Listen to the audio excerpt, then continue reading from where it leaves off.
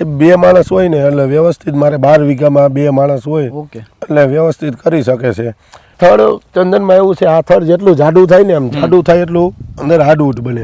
12 વીઘા જગ્યા છે એટલે હું એવી આશા રાખીને બેઠો છું મને 12 કરોડ રૂપિયા 15 કે 17 વર્ષે મળે એમ. આની ઉપર ગવર્મેન્ટ લોન આપે છે. બરોબર. 7 વર્ષ પછી તમે એની સુગંધ 7 વર્ષે બેસે. આપણે સેઢે પારે છોડવા વાવી શકીએ. કોઈ એવી જગ્યા હોય કે પૈડી છે એમાં વાવી શકીએ. દીકરીનો જન્મ થાય અને એક ચંદનનો રોપો વાવો. જે તે સમયે એનો પ્રસંગ આવે ત્યારે એ ચંદન થયું હોય ને એમાંથી નીકળી જાય. શું તમે પણ કરોડોની કમાણી કરવા માંગો છો ખેતી દ્વારા? તો આજનો આ વિડીયો તમારા માટે છે. જી હા, હાલ આપણે રાજકોટ જિલ્લાના લોધિકા તાલુકાના જસવંતપુર ગામમાં છીએ અને અહીંના એક ખેડૂત છે સંજયભાઈ રામાણી. તેમને ચંદનની ખેતી કરી છે અને 12 વીઘા જમીનમાં ચંદનની ખેતી કરીને 12 કરોડ જેટલી આવક છે તે મેળવી શકે છે. ત્યારે હાલ આપણે જસવંતપુરમાં છીએ અને ચંદનની ખેતી કરી છે તે ખેતીમાં છીએ. ત્યારે આપણી સાથે સંજયભાઈ જોડાઈ ચૂક્યા છે. તેમની સાથે વાત કરવી છે કે કઈ રીતે થતી હોય છે ચંદનની ખેતી, કઈ રીતે ચંદન જે છે તે ક્યાંથી લાવવાનું, કેવી રીતે વાવવાનું, શું પ્રક્રિયા હોય છે, ક્યાં વેચવાનું તથા શું તેના માટે કોઈ પરમિશનની જરૂર છે કે નહીં અને કેવડી કમાણી થાય છે, એક છોડવો છે તેને કેટલી કમાણી થાય છે. તો આ તમામ વાતો કરીએ વાત ગુજરાતી પર. સંજયભાઈ, સૌપ્રથમ તો અત્યારે આપણે જોઈએ તો દરેક લોકો ખેતી કરતા હોઈએ છીએ, પરંપરાગત ખેતી આપણે જોઈએ છીએ કે થતી હોય છે કે જે આપણે ચાલ્યું આવતું હોય છે એ પ્રકારની ખેતી થતી હોય છે. પરંતુ તમે કંઈક અલગ વિચાર્યું છે, કંઈક નવું કર્યું છે અને આપણે જોઈએ તો ચંદનની ખેતી કરી છે. તો સૌપ્રથમ ધારો કે મારે કરવી છે અથવા અનેક લોકો છે તેમને ચંદનની ખેતી કરવી છે તો સૌપ્રથમ શું કરવું પડે? સૌપ્રથમ તો પહેલાં આપણે જેટલી જગ્યા હોય ને એટલી પૂરી જગ્યામાં ચંદન ન વાવી શકીએ કે જે ગુજરાન ચલાવતા હોય ખેતી ઉપર એ ચંદનની ખેતી ફૂલ ન કરી શકે. સમજ્યા કે આ 15 વર્ષે આનો પાક મળે છે. બરોબર. 15 વર્ષનો સમય. બરોબર. ત્યારે આપણે વેચી શકીએ છીએ, ત્યારે આપણે ઇન્કમ થાય. તો જે ગુજરાન ચલાવતા હોય એ 15 વર્ષ સુધી આ રાહ ન જોઈ શકે. એક વસ્તુ છે બોડી જમીન હોય બરોબર એમાં ચંદનની ખેતી કરે કે 25% 50%માં ચંદન વાવી શકે. બરોબર. બીજી વસ્તુ છે કે આમાં માણસની જરૂર ઓછી પડે છે. બરોબર. કે વાવ્યા પછી એમાં ડ્રીપ પદ્ધતિ કરી દઈ. બરોબર. કોઈ ટ્રેક્ટર ચલાવવાનું હોય તો એ ભાડે લઈ આવીને ચલાવી દઈ. એ રીતના થઈ શકે છે. વાવવામાં આનો એક ખાડો ગાળવો પડે જેસીબીથી. એમાં ટાઈસ નીચે આવી જાય એ રીતના મિક્સિંગ કરી અને ઉધીનો પટ આપી અને આપણે વાવી શકીએ છીએ. બરોબર. બાજુમાં 1 ફૂટની આજુબાજુ 2 તુવેર વાવવી પડે જ્યારે વાવી ત્યાં. તુવેર હા. બરોબર. એનાથી 2.5 ફૂટે 3 ફૂટે કે 2.5 ફૂટે એક સરુનું ઝાડું વાવવાનું કે ચંદન રહ્યું એ બીજાના મૂળથી ખોરાક લઈ શકે છે. બરોબર. એટલે મેં પણ એવી રીતના જ કર્યું છે. ચંદન વાવ્યું, જે રોપો લીધો, રોપામાં અંદર મહેંદી નાની મહેંદી આવે ને એ જ રોપો વાવવાનો કે જેથી કરી જે ઉગ્યું હોય બી ફૂટ્યું હોય ત્યારે એ મહેંદીમાંથી ખોરાક લેતું હોય. થોડુંક મોટું થાય બાજુમાં તુવેરના ઝાડ થઈ જાય, તુવેરમાંથી ખોરાક લે. પછી 1 વર્ષ થઈ જાય એટલે સરુનું મોટું થઈ જાય, ચંદન મોટું થઈ જાય. પછી એના બેના મૂળના ઓસ્ટ્રેલિયા થઈ જાય. પછી આપણે મહેંદી કાઢી નાખી તો ચાલે. તુવેર પણ સુકાઈ જાય. બરોબર. પછી સરુમાંથી પોતે ખોરાક લે છે. બરોબર. અને આનું 6 મહિને એક ઉધીનો છંટકાવ કરવો પડે. છંટકાવ એટલે મતલબ જમીનમાંથી ઉધીનું પ્રમાણ આવે. ઝાડ મીઠું હોય કે કઈ રીતના હોય ખબર નથી, પણ મેં આ વાવ્યા પછી ખબર પડી કે આમ ઉધીનું પણ થતું જાય છે. એટલે 6 મહિને ક્લોરો છે 22 ટીન મિક્સ કરી અને આપવી પડે. ડ્રીપમાં આપી તો ચાલે અને ડબલેથી નાખી દો પણ ચાલે. બરોબર. સંજયભાઈ, છોડ ક્યાંથી મળે? સૌપ્રથમ આપણે છોડ ક્યાંથી લેવા, કઈ રીતે તેનું વાવેતર થશે તેના વિશે જાણવું છે. છોડ તો નર્સરીમાં ઘણી જગ્યાએ મળે છે. આપણે વાંકાનેર મળે છે, રાજકોટમાં પણ રાખે છે અમુક માણસો. બરોબર. ત્યાંથી મળે છે. પણ હું આ છોડ આપણે આણંદ જે નર્સરી ચલાવે છે ભાઈ, એ એગ્રીકલ્ચર PhD કરેલું છે, એની પાસે સલાહ સૂચન લીધું. બરોબર. અને ત્યાંથી છોડ લઈ આવીને આપણે વાવેલા છે અને ભાવમાં પણ કમ્પેરાઇઝર હતી. એટલે મારે જાજા હતા એટલે હું આણંદથી લઈ આવ્યો છું. અલગ અલગ ભાવ હોતા હશે, પરંતુ અંદાજિત કેટલો એક છોડનો કેટલામાં મળતો હશે, કેટલો ખર્ચો થતો હશે? છોડ લઈ આવવા માટે મારે આણંદથી 75 રૂપિયા લેખે આવ્યા હતા. બરોબર. પછી ક્વોન્ટિટી હોય તો થોડોક ભાવમાં ફરક પડે. ત્યારે એ ભાઈએ મને 100 રૂપિયા કીધા હતા, પણ મને ક્વોન્ટિટી હતી, મારે આ ચંદન વાવ્યા છે 1280 રોપા, ઓકે. એટલે મને 75 રૂપિયા લખે કરી દીધા હતા. બરોબર. ઓકે. તો આપણે જોઈએ તો જે પ્રકારની તમે વાત કરી, છોડ ત્યાંથી લઈ આવી શકીએ છીએ કોઈ પણ જગ્યાએ નર્સરીમાંથી, અને જે એને વાવણી કરવાની હોય છે, જે પ્રકારે તમે કહ્યું કે વચ્ચે તુવેર વાવવાની હોય છે, તો 15 વર્ષ રહે છે. તો શું કરવું? કારણ કે ઘણી વખત આપણે જોઈએ તો માવઠા પડતા હોય છે, વરસાદ છે તે સમયસર નથી હોતો, કે ઋતુ બદલાતી રહેતી હોય છે, તો ઋતુને એને કઈ રીતે એનો મેળ આવતો હોય છે? ઋતુમાં તો સાહેબ એવું છે, જો અત્યારે રહ્યું ને ડલ થઈ ગયું છે, બરોબર, પાનખર ઋતુ આવી, અને સૂર્યપ્રકાશ મળે એ સારું છે. ઓકે. બરોબર. આ જેવો ઉનાળો આવશે તે પછી એની ફૂટ વધશે, બરોબર, અને પાણીની જરૂરિયાત રહે છે. આમાં એક કતરા ડ્રીપ 4 કલાક હલાવવી પડે છે, બરોબર, કે 4 કલાક એક વિભાગમાં જવા દઈ, 4 કલાક બીજા વિભાગમાં જવા દઈ, એટલે પાણીની જરૂરિયાત ઉનાળે પણ આને જરૂર પડે છે. ઓકે, બરોબર. તો આપણે જોઈએ જે પ્રકારે થાય છે. હવે આમાં ધારો કે આપણે વાવવું હોય તો કેટલી આવક થશે એનો અંદાજ કઈ રીતે હોય છે, કે કઈ રીતે તે, કારણ કે 15 વર્ષ રાખવાનું છે, 15 વર્ષ જેટલો સમય છે એ જગ્યા રોકીને રાખે છે, તો એમાંથી આવક અંદાજિત કેટલી થતી હોય છે? સાહેબ મેં વાવ્યા ને ત્યારે એવું હતું કે જો મારે એક સિટીની નજીક ગામ છે, બરોબર, અને માણસોનો પ્રોબ્લેમ બહુ છે, અને છૂટી ખેતી, ખુલ્લી ખેતી કરવામાં સાહેબ એવું છે કે પ્રશ્ન એવો થાય છે, ટ્રેક્ટરના પૈસા આપવા, બિયારણના આપવા, બરોબર, ખાતરના આપવા, એ પ્રમાણે સામે માણસો વ્યવસ્થિત કામ ન કરે ને તો એટલું ખર્ચાનું વળતર મળતું નથી, બરોબર. અને બીજું એવું છે કે મારું આ જૂનું ગામ છે, જૂની જગ્યા હતી બાપ દાદાની, તો મને એવો વિચાર આવ્યો કે આમાં આ લોંગ ટાઈમનું ખેતી કરી, બરોબર, માણસોનું પ્રોબ્લેમ નહીં, બરોબર, અને આવ્યા પછીનો બીજો ખર્ચો નહીં, કે એક છે કે દવાનો આ છે તે છે, એ 2-5 દી આડાવડું હોય ને તો હાલે, વેળા મોડું થાય તો, બરોબર. અને આવકની દ્રષ્ટિએ તો એવું છે કે મારી એવી આશા છે કે મેં 1280 રોપા વાવ્યા છે, ઓકે, એમાંથી કદાચ 80 રોપા સુકાઈ ગયા છે, ઓકે, બરોબર, 12 વીઘા જગ્યા છે, એટલે હું એવી આશા રાખીને બેઠો છું મને 12 કરોડ રૂપિયા 15 કે 17 વર્ષે મળે એમ. ઓકે, 1 વીઘા દીઠ 1 કરોડ મળી શકે છે અંદાજે? હા, બસ એવી હું આશા લઈને બેઠો છું એમ. અને પેલા એવું કહે છે ને કે એક દીકરીનો જન્મ થાય અને એક ચંદનનો રોપો વાવો, ઓકે, જે તે સમયે એનો પ્રસંગ આવે ત્યારે એ ચંદન થયું હોય ને એમાંથી નીકળી જાય, બરોબર, એ વસ્તુ છે. પણ સાહેબ અત્યારના તો જો આ ખોટા ખર્ચા થઈ ગયા એટલે એટલું આપણે ઓલું ન કરી શકીએ, પણ એવી આશા રાખીને અમે કર્યું છે એમ. ઓકે. તો આપણે આવકની વાત કરી કે વીઘા દીઠ કરોડ રૂપિયાની આવક પણ થઈ શકે છે, છોડવા ક્યાંથી લાવવા, કઈ રીતે વાવણી કરવી, કેવી રીતે કરવી, એ તમામ વસ્તુઓ વાત કરી, પરંતુ આમાં કોઈ રોગ આવી શકે છે સંજયભાઈ? સાહેબ રોગમાં એક ફૂગ આવે, ઓકે, બરોબર, ઉપર દવા છંટકાવ કરવાની થતી નથી. એક ફૂગનું પ્રમાણ છે, એક ઉદયનું પ્રમાણ છે, એનું આપણે 6 મહિને આજી ડોઝ આપીને જમીનમાં કે થળે કે આપી દઈ, બરોબર, બસ એ જ કરવાનું, બીજો કઈ રોગ ન આવી શકે. એમાં કેટલો ખર્ચો થતો હશે અંદાજિત? આપણે અંદાજિત એમાં હું અત્યારે હે ને વીઘે 500 ગ્રામ ક્લોરો, ઓકે, બરોબર, 100 છોડવામાં એ ક્લોરો 500 ગ્રામ એક બેરલમાં મિક્સ કરી અને 500 ગ્રામ 22 ટીન એ એક બેરલમાં મિક્સ કરી અને ભાગે આવતું 2 ડબલા એટલે 2 લીટર આપી દઉં એમ. સંજયભાઈ, તમે વાત કરી કે તમે 1280 છોડ વાવ્યા, એમાંથી 80 છે તે કદાચ અત્યારે સુકાઈ ગયા, તો એની શક્યતા કેટલા છોડ છે તે સુકાઈ શકે છે? એમાં એવું છે કે સાહેબ મેં ચંદનના બગીચાવાળા પાસે જાણ્યું, બધું થયું, પણ અમુક લોકોનું એવું કહેવાનું થાય છે કે જે છોડ વાવ્યા એમાંથી જ્યારે આપણે વેચાણ કરીને 15-17 વર્ષે ત્યાર સુધીમાં 25% સુકાવાનો પ્રશ્ન રહે છે એમ. 25% સુકાઈ શકે છે? હા, 25-27% ઈ કે ઓકે, સુકાઈ શકે છે, અમુક કે 10 વર્ષના થઈને સુકાશે એમ. સમજ્યા? સંજયભાઈ, તમે 12 વીઘામાં વાવેતર કર્યું છે, કદાચ મારે કોઈ ટૂંકી જગ્યામાં વાવેતર કરવું, 1 વીઘામાં કરવું, અથવા એના માટે શું કરવું? એના માટે પણ થઈ શકે ચંદનની ખેતી? એટલી જગ્યામાં થઈ શકે?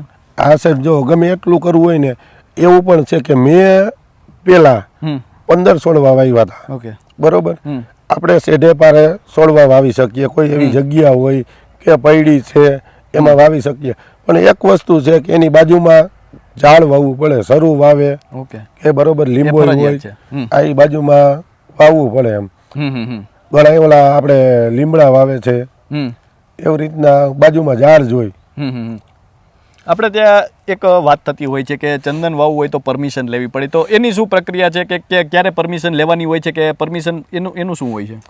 સાહેબ આમાં પરમિશન લેવા વાળું કઈ છે નહીં, બરોબર. હમ.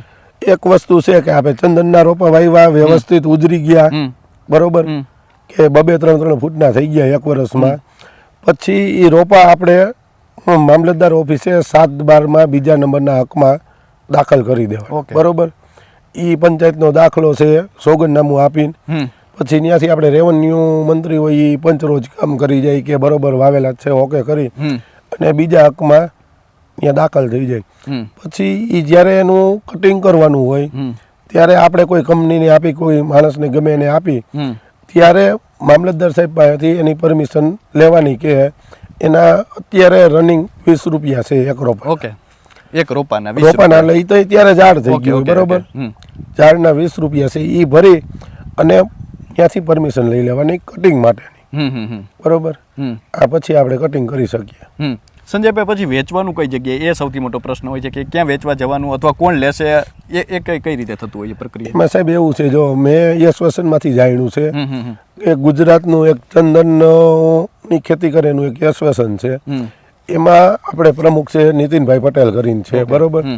એ જાણ્યું છે કે 7 વર્ષ પછી આની ઉપર ગવર્મેન્ટ લોન આપે છે.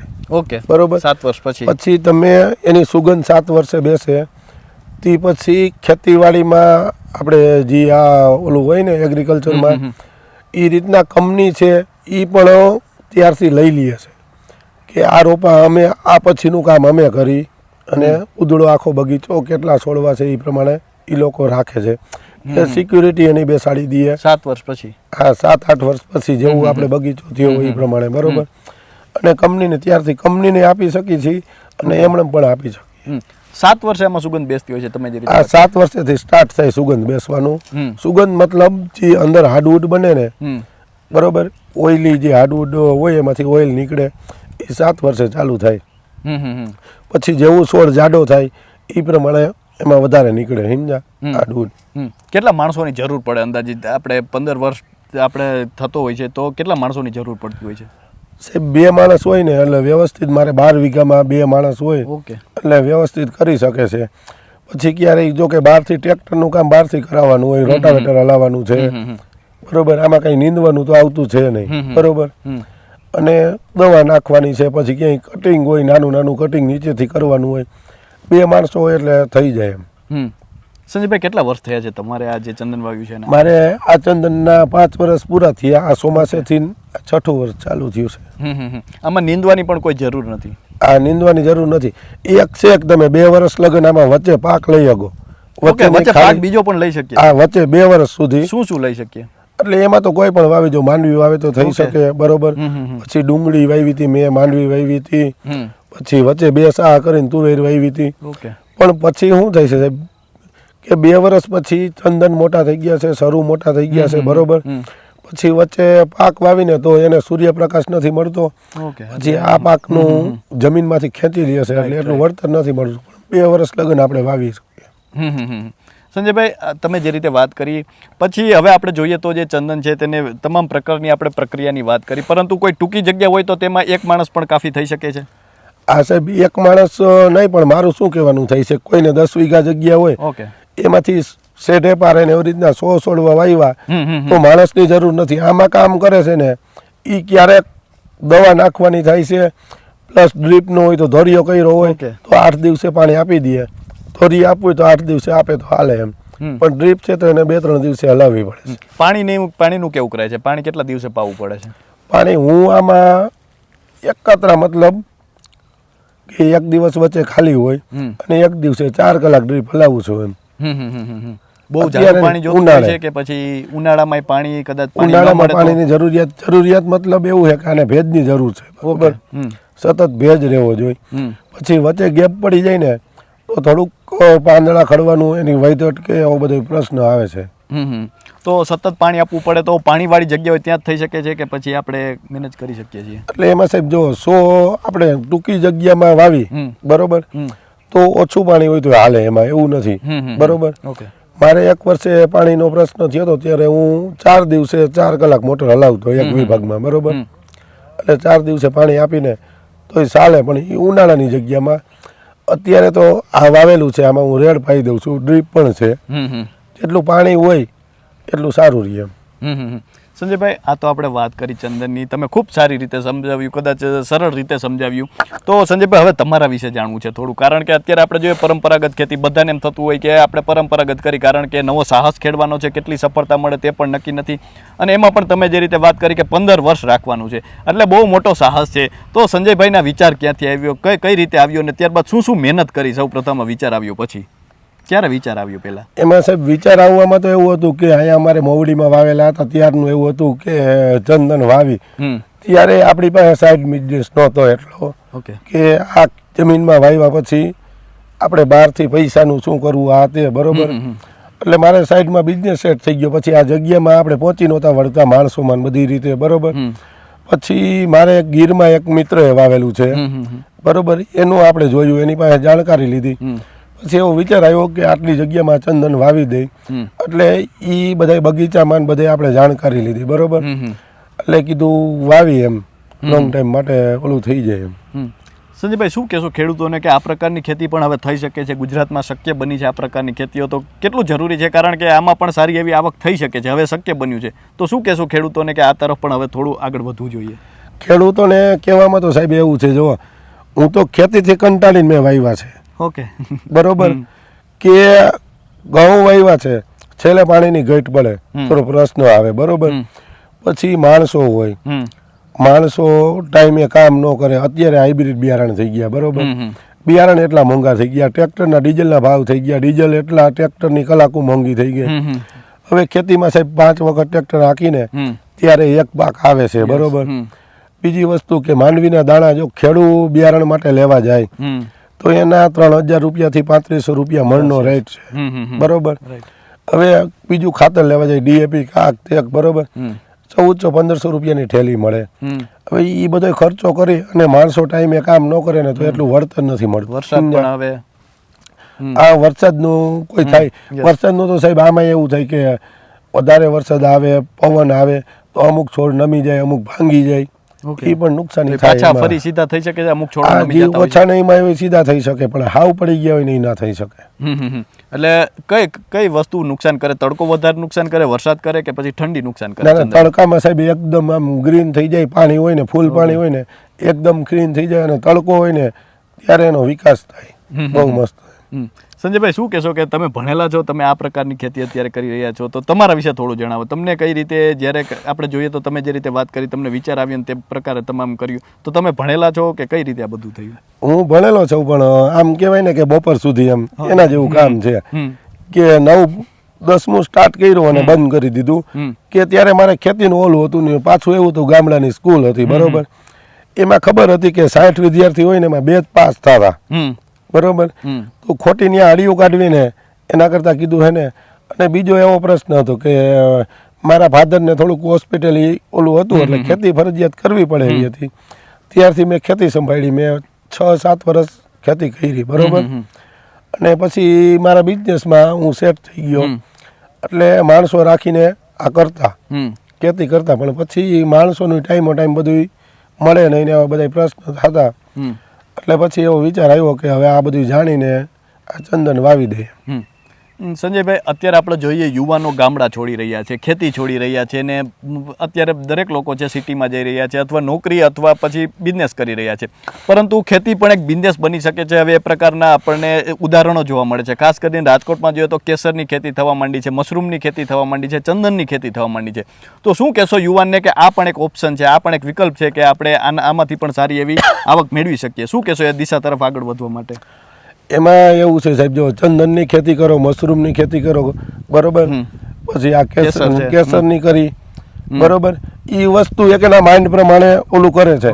પણ બીજું એવું કહેવાનું થાય છે મારું કે ખેતી કરીને એટલે પ્રશ્ન એવો છે સાહેબ, જો એક હાઇબ્રિડ બિયારણ છે, ટાઈમે એનું થતું નથી ને, જ્યારે કોથરામાં આવે ને કોથરામાં ત્યારે એમ થાય કે આ વસ્તુ થઈ મળ્યું આપણને બરોબર.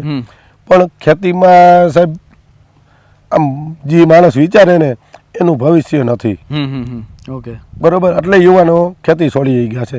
પેલો સગાઈનો પ્રશ્ન તો છોડી દે. અત્યારે સામાન્ય ગણતરી કરીને તો મહિને એક યુવાનને 5,000 રૂપિયા ગણવાના રાઈટ કે માવો ખાતા હોય, મોબાઈલનું રિચાર્જ કરાવે, પેટ્રોલનું આ તે, ઓછામાં બરોબર? ઓછા 5,000 ઓછામાં ઓછા બરોબર. એ પ્રમાણે ગણતરી કરીને તો ભાવ નથી મળતા. ઘઉં છે તો 500-550 રૂપિયા મણ વેચાય છે. અને મને સાંભળે ને સાહેબ, જે વસ્તુ બધોય રેટ વધ્યો ને એ ખેતીના એક જણસીનો રેટ નથી વધ્યો. કપાસ છે, મને ખબર છે કપાસ 2,000 રૂપિયા ગયો હતો, તો ખેડૂતનો માલ એક જ નીચો આવે છે. બરોબર. મગફળી છે 2 વર્ષ પહેલા 1,500-1,600 રૂપિયા બોલાણા હતા, 800 રૂપિયા 900 રૂપિયામાં વેચાય છે. તો હવે શું સાહેબ આમાં કરવું કે એક જ વસ્તુ છે કે તમે મગફળીમાં પૂરું ધ્યાન દો. બરોબર. ત્યારે મારી આ જમીનમાં બહુ સારી થાય ને તો 20 મણ થાય, નકર 15 મણ થાય. 1,000 રૂપિયા વેચી તો 15,000 રૂપિયાનો વીઘો. હવે સાહેબ વાવણી કરવામાં 5,000 રૂપિયા તો વયા ગયા હોય. બરોબર. દાણા છે, ખાતર છે, એ બધું વાવી વીઘે 5,000 રૂપિયા વયા ગયા હોય. હવે શું મહેનત ગણવી, શું થેસરનું ગણવું, બરોબર, ટ્રેક્ટરને આપવા, દવા છાંટવી. એટલે એમ ગણતરી કરીને સાહેબ જે વસ્તુ છે ને એમાં ખેતીમાં મળતું નથી. બીજી વસ્તુ છે કે ખેડૂતને નથી મળતું એવું નહીં, જે આ બહારથી માણસો આવે છે, ગોધરા સાઈડથી, એમપીથી આવે છે, બરોબર, એ પહેલા ત્રીજે ભાગે રાખતા કે એને મજૂરી મહેનત જ કરવાની, મહેનતનું કામ એનું, બરોબર. પછી હવે એ લોકો નથી રાખતા કે વીઘે 30,000 રૂપિયા મળ્યા તો 10,000 રૂપિયા એને મળતા, બરોબર. એટલે વીઘે 30,000 રૂપિયા ખેડૂતને મળતા નથી. હું દ્રષ્ટાંત આપું છું, બરોબર. એના કરતાં એ કે બિલ્ડિંગ લાઈનમાં ગમે ત્યાં મજૂરી કરશું ને તો એ 500-700 રૂપિયા સાંજે મળશે. સાચું છે, બરોબર. અત્યારે આ માનસિકતા દેખાઈ રહી છે. તો આપણો દેશ તો ખેતી પ્રધાન દેશ છે સંજયભાઈ, તો એ તરફ આપણે પાછા વળવું અથવા યુવાનોને રસ જાગે એવું કંઈક કરવું હોય, સારી એવી આવક થઈ શકે એના માટે કરવું હોય તો શું કરવું પડશે? આ પરંપરાગત ખેતી સાથે આવું પણ કંઈ કરી શકાય છે અથવા શું કરી શકાય?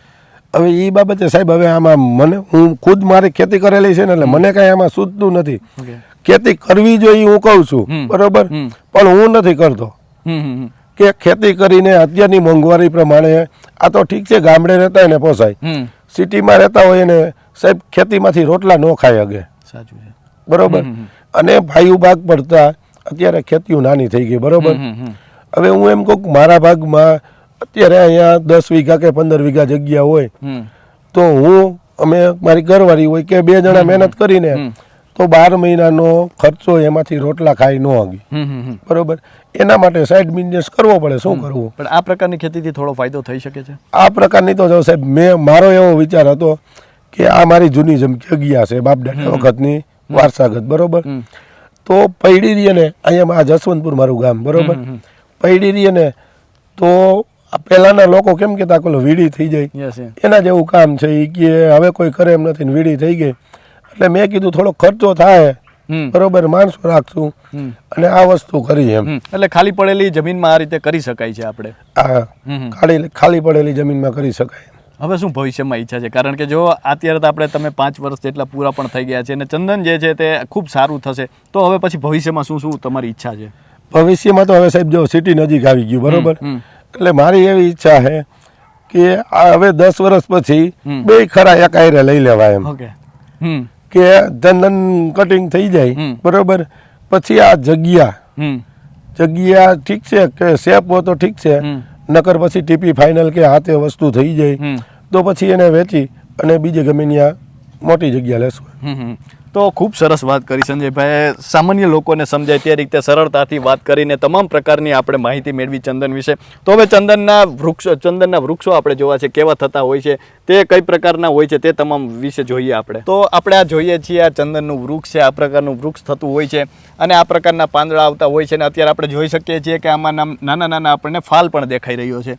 તો શું કહેશો સંજયભાઈ, આ વૃક્ષ કેવું શું હોય છે આમાં વૃક્ષમાં? આ કેટલા વર્ષનું વૃક્ષ હશે? આ વૃક્ષ રહ્યું એ 5 વર્ષ પૂરા થયા, 6ઠું વર્ષ ચાલુ થયું છે, બરોબર. આ વૃક્ષ અત્યારે આ પાંદડા ડલ થઈ ગયા છે કે આ પાનખર ઋતુ છે, શિયાળો આવ્યો, પાનખર છે એટલા હા, માટે તો હાવ પાંદડા ન ખરી જાય, ઓકે ઓકે પણ આનો અત્યારે વિકાસ અટકે, ઠંડી પડે ને એટલે વિકાસ અટકી જાય, જે તે સમયે ગરમી પડશે, પાણી મળશે, એટલે એકદમ આમ ગ્રીનરી જેવું થઈ જશે, બરોબર. આ થડ ચંદનમાં એવું છે, આ થડ જેટલું જાડું થાય ને, આમ જાડું થાય એટલું અંદર હાડું બને. ઓકે એટલે જાડું કરવું મહત્વનું છે, જાડું કરવું મહત્વનું છે, અને જેટલું સીધું અને જાડું હોય એટલું વધારે બેનિફિટ મળે એમ. આપણે જોઈએ તો અત્યારે 5 વર્ષ થયા છે, કેટલી હાઈટ થતી હોય છે, કેટલી ઊંચાઈ થતી હોય છે? હવે ઊંચાઈ વાળો તો ખ્યાલ નથી, પણ જે માણસો મારે ત્યાં જોવા આવે છે ચંદનના બગીચા વાળા, એટલે એનું કહેવાનું થાય છે તમારે બહુ સારો એમ વિકાસ છે ને ગ્રોથ છે એમ. તો હજી પણ આનું થડ જે છે તે વધુ થઈ શકે છે, જાડું થઈ શકે છે. આ 15 વર્ષે બધાનું એવું કહેવાનું થાય છે કે 1 ફૂટ ઉપરનું સ્થળ થઈ જાય એમ. અંદાજિત એક વૃક્ષમાંથી કેટલું લાકડું અંદાજિત નીકળ, તમે જાણ્યું છે એ પ્રમાણે કે કેટલું કદાચ અંદાજિત નીકળી શકતું હોય છે? જાણ્યું છે એ પ્રમાણે એવું છે કે અંદરનું હાર્ડવુડ નીકળે, જે એમાંથી ઓઇલ નીકળે, હાર્ડવુડ નીકળે, એમાંથી ઓઇલ નીકળે, સાથે ઓઇલ પણ નીકળે. આ ઈ અંદર આ સાઇલ રહી ને એની અંદર વચ્ચે આમ જેટલા વર્ષ થાય એમાં કેમ ઝાડવું કાપેલા આમ ગોળાયું હોય, બરોબર, એવી રીતના અંદર હાર્ડવુડ બને, ઈ પોલું હોય અને નરમ માવો હોય, એમાંથી ઓઇલ નીકળે અને મૂળ સુધીથી ઓઇલ નીકળે, બરોબર. એ ઓઇલ રહ્યું ને એ મેડિસિન્સમાં વપરાય છે, ઓકે, બરોબર, એટલે એનો પણ ઉપયોગ થતો હોય છે. હા, એ મેડિસિન્સમાં વપરાય છે, એટલે એ ખાસ જરૂરિયાત તો એ હાર્ડવુડ નીકળે ને એની જ છે ને એના જ પૈસા મળે એમ, જાણ્યું એ પ્રમાણે. છેલ્લો પ્રશ્ન છે સંજયભાઈ, અંદાજિત આ એક વૃક્ષ કેટલાનું પડશે? શું આશા ઈચ્છા છે, રાખી શું આશા છે? કે મને 1 લાખ રૂપિયાનું પડે ને એવી મારી આશા. આ એક વૃક્ષ, બરોબર.